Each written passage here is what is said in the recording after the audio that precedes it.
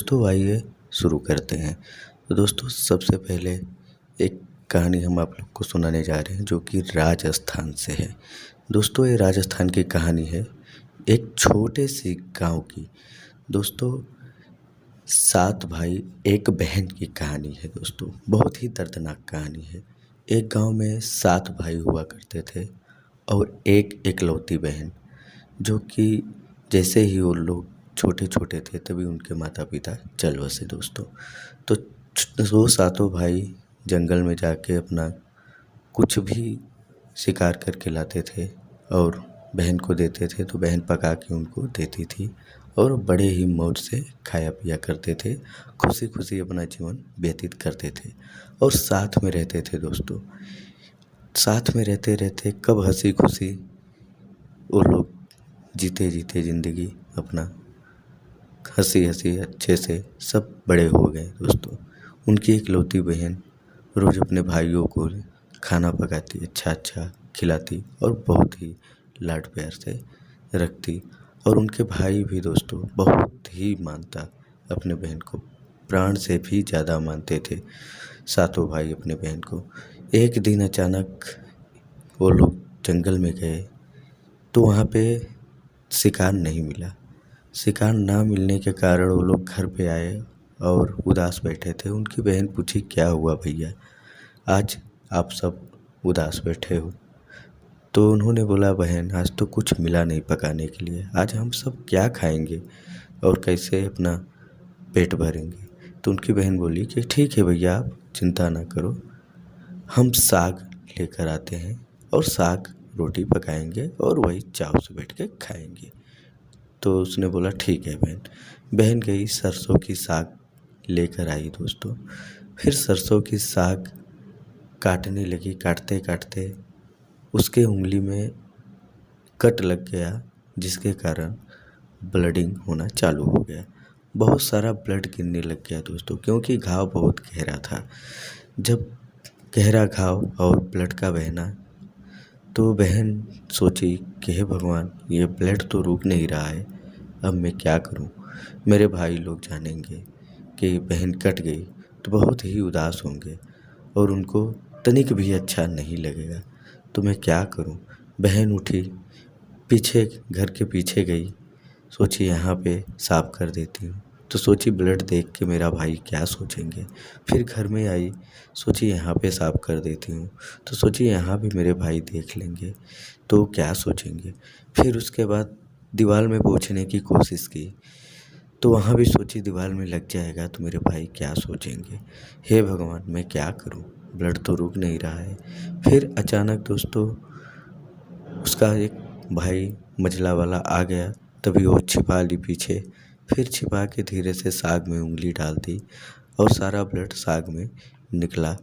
फिर धीरे से अपने दुपट्टा से अपनी उंगली बांधी, फिर गई। उसका भाई पूछा, बहन मेरे को बहुत भूख लगा है, अभी तक तूने साग नहीं पकाया? बहन बोली, हाँ भैया बस पका देती हूँ। वो तुरंत पका दी भाई। उसके बाद जब पक गया तो अपने भाइयों को बुलाई कि भैया आओ, खाना तैयार है। उनके भाई आए, सब बैठे, बीच में खाने को परोसा गया।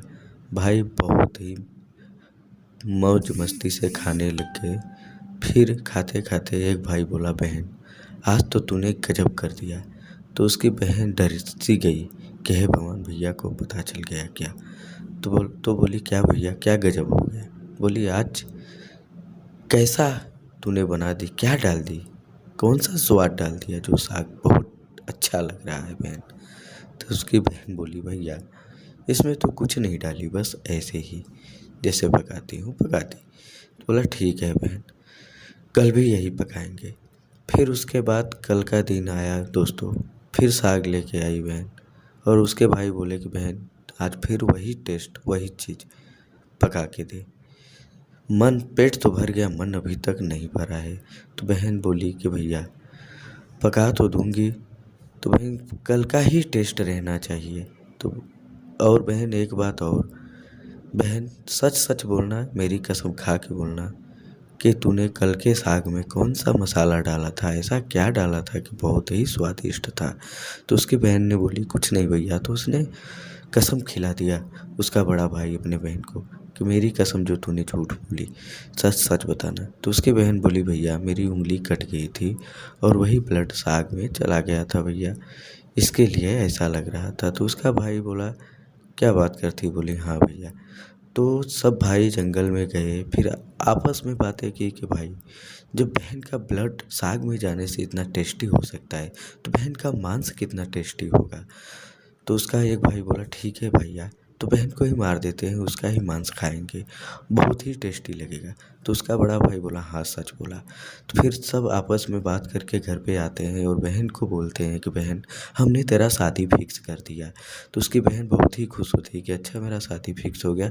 तो उसका भाई बोला कि बहन चल कल चलते हैं, तेरे ससुराल वालों से तेरे को मिलवा देते हैं और तू भी देख ले लड़के को। तो उन्होंने जंगल में गया और बहुत ही ऊँची कुटिल बनाई, सोचा कि यहाँ पे ही एकांत में बहन को मार डालेंगे। तो बहन को लेके आए तो भाई बहन पूछी भैया अभी तक क्या ससुराल हम नहीं आए? बोला नहीं बहन बस थोड़ी ही दूर है। ऐसा कर कर के बीच जंगल में लेके चले गए अपने बहन को और बहन को बांध दिया। बांधने के बाद बड़ा भाई का बारी आया निशाना लगाने का, तो निशाना चूक गया दोस्तों और बहन चीख रही चिल्ला रही पर कोई नहीं सुन रहा। फिर मझले भाई का ऐसे ही बारी बारी से सब भाई निशाना लगाते रहे और चूकता रहा। फिर छोटा वाला जो भाई था उसका जब बारी आया दोस्तों, तो उसका बड़ा भाई उसको बोलता है कि छोटे अगर तेरे से निशाना चूक हुआ तो मैं तेरे को मार दूंगा, नहीं तो अब की बार निशाना लगना ही चाहिए। तो उसकी बहन भी भगवान से प्रार्थना की कि हे प्रभु मेरे भाई की ज़िंदगी का सवाल है, भगवान करे कि इसका बाण मुझे लग जाए और मैं मर जाऊं। तो उसका भाई ने बाण छोड़ा बहन दोस्तों, फिर उसके बहन को लग जाता है। बहन अपनी दम घुट के आत्मा को प्राण को न्योछावर कर देती है। फिर सब भाई मिलके बहन को काटते हैं और पकाते हैं। छोटे भाई को बोलते हैं कि जा तू पानी लेके आ। छोटा भाई बहुत ही अपने बहन को मानता था, मन ही मन में रोते रोते गया जंगल में। फिर वहाँ गया तो कुछ मछली और केकड़ा पकड़ के लेके आया। जब लाया दोस्तों पकाया गया बहन के मांस को, तो भाई ने क्या किया, नीचे गड्ढा खोद दिया और उस गड्ढे में केकड़े को डाल दिया। केकड़े को डालने के बाद दोस्तों जब मांस सबको परोसा गया तो छोटा भाई अपने बहन को कैसे खा सकता है। तो जब वो लोग बहन का हड्डी खाते तो ये भाई बहन वो केकड़ा खाता, इसके लिए कड़ाक कड़ाक की आवाज़ आती। फिर दोस्तों अपने बहन का पूरा वो मांस जो था वहीं ज़मीन के नीचे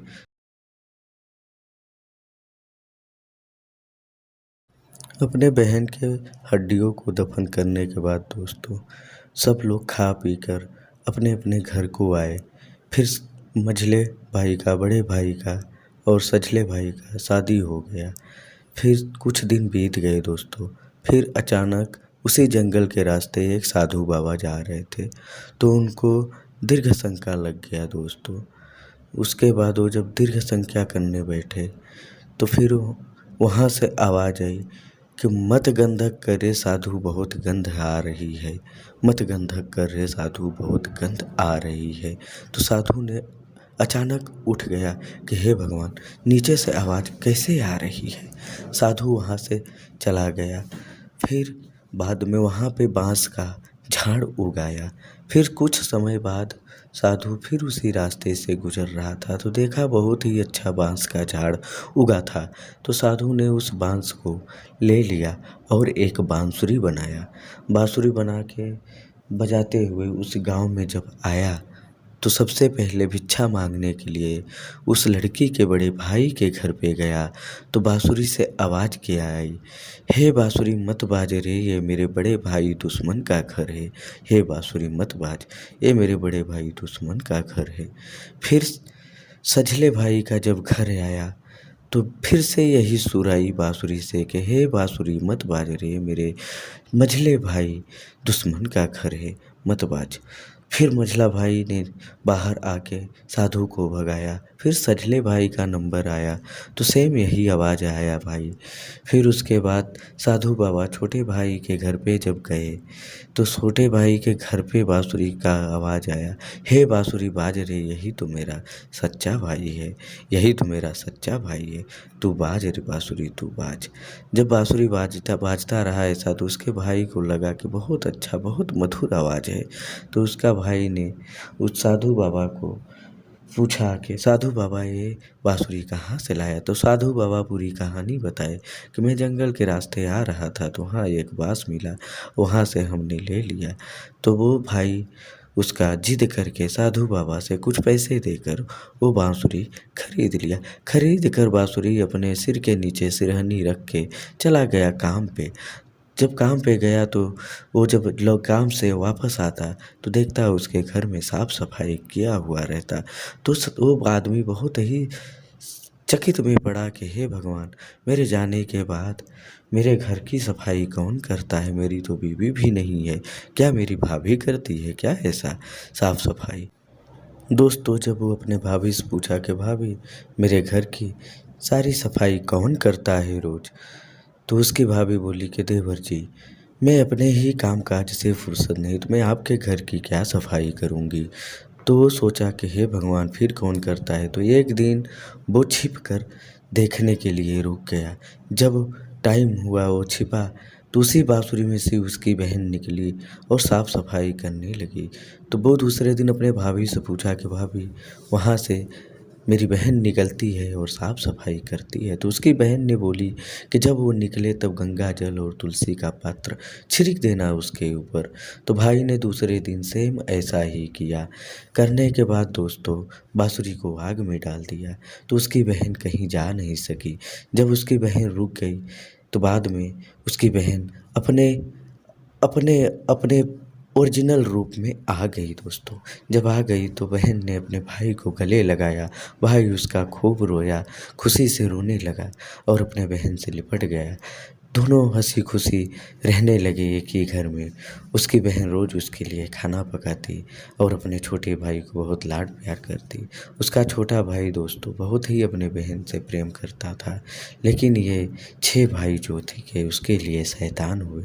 तो दोस्तों इस कहानी का तात्पर्य यही है कि अपने बहन को स्वाद के लिए उन 6 भाई ने मार डाला। दोस्तों कोई कैसे मार सकता है अपने बहन को? तो दोस्तों इस कहानी को अपने दिल पे ना लें। हमने सिर्फ़ एंटरटेनमेंट के लिए सुनाया गया है। किसी ज़माने में यह कहानी सच्ची घटना हुआ करती थी। दोस्तों हम आप लोगों के सामने जो प्रकट किए हैं, ये हम भी एक सुनी हुई कहानी को प्रकट किए हैं।